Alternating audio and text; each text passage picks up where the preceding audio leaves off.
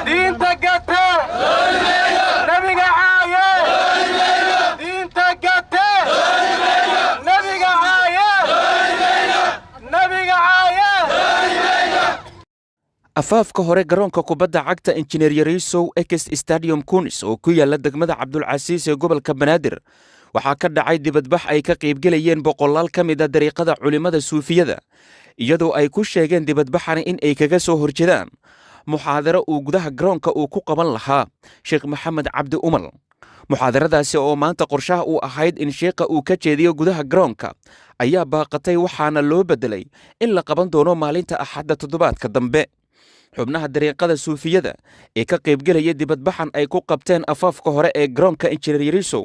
waxa ay sheegeen in ay ka soo horjeedaan qabashada muxaadarada loo balansan yahay in maalinta Axadda ay ka dhacdo gudaha garoonka Engineer Yarisow waxa ay fariin u direen dawladda federaalka ah ee madaxweyne Maxamed Cabdullaahi Farmaajo waxa ay sheegeen cawaaqib xumada ka dhalan karta sida ay hadalka u dhigeen qabashada muxaadaradaasi in ay qaadi doonto mas'uuliyadda dawladda federaalka ah ee Soomaaliya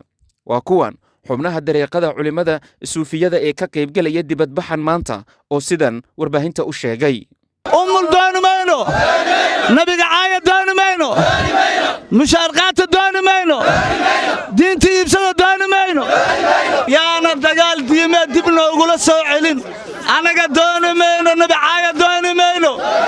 nabi caaya doonmayno dawladda waxaan u sheegaynaa nabi caaya doonmayno axadda muxaadarada la qabanayo ee dawladda ay calaamiso waa ka soo horjeednaa maanta ummaddan Soomaaliyeed oo meesha isugu timid oo hogaaminaysa culimada ahlus sunna wal jamaa waxa meesha isugu keenay waxa weeye muxaadaradii la iclaamiyay oo la yiri waxa qabanahaya Sheekh Umal sida loo sheegay marka midda ayada ah ayaa la diidan yahay sababka loo diidayo waxa weeye ninka la yiraahdo Umal waa ninkii ummadan Soomaaliyeed dhibaatada maanta haysata raggii oo gaalaysiinta iyo laynta ah aabayaalkii aas-aasay nimanka takfiiriyiinta ayuu ka mid yahay wuxuu ka mid yahay ragga u iftoon jiray una iftooday dadka in la laayo muslimiinta ah ee Soomaaliyeed diigooduna uu bannaan yahay ayuu ka mid yahay wallaahi oo billaahi oo tallaahi haddii Axadda ay qabtaan muxaadaradaas ay dawladdu qabato wallaahi waxaan joogsanaynin mudaharaad ilaa dawladda ay ka dhacdo dhacaya ayaa dhici doona dawladda ha ogaato maalin walba ay isku dayaan inay muxaadaro qabtaan maalin walba ay isku dayaan inay muxaadaradaas hirgeliyaan waxay ogaan doonaan waxa saxda ah ay yihiin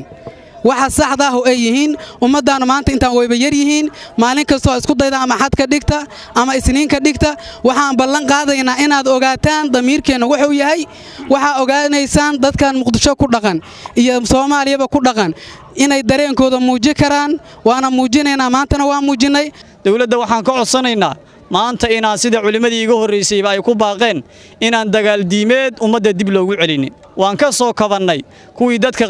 qarxin jiray oo argagixisada ahaa oo dhibka abuuri jiray oo fikirka argagixisada aaminsanaa maanta waan ka soo baxnay 2009 waxaan ku jirnay maanta alxamdulillah waan ka bogsannay inayna dawladda Soomaaliya nagu soo noolaynin rasuulkeena qiiradiisa ayaana keentay maxabadiisa ayaana keentay waxaana keenay qiiro raxmaani rasuulullaahi raxmaani qiiradiisa ayaa inta xaafadeen u soo lugaynay ilaaha baa wax dilo ilaaha baa wax nooleeyo ilaaha baa shaqadka qura bilaadan wax ma dilo bilaadan wax ma cuno bilaadan wax ma taro annaka ilaaha baa caabudsanay ilaaha ka soo rasuulkeena baa caabudsanay nabiga محمد بعبسنا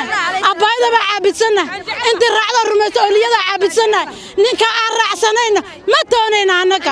إن ولا ليال وحما أنت قرح هذا نكاني قريهني قريها نجي نجسوا بحيي وأنا بجينا عليه الصلاة والسلام قيرة أنو قيرة سنة هاي جعل كأن جعلنا هاي قريها نجسوا بحيي محايا لي نكي نبي محمد عليه الصلاة والسلام عايي oo sharafkii nebi maxamed oo ilaahay weyneeyey oo ilaahay wakaana fadlullaahi calayka cadiima uu yidhi ninkii ku sheegay hoos u dhigay ee injir ku sheegay wuxuusan asagu isu quurin khayru khalqilaahi ninkii u quuray ayaan ka qiiraysanahay oo aan diidanahay oon bannaag u taaganahay waxaana leenahay ilaa oo waddankeena ka baxo waan u taagnaanayna waan ka soo horjeednaa mana ogolin cumar maxamed soomane universal TV muqdisho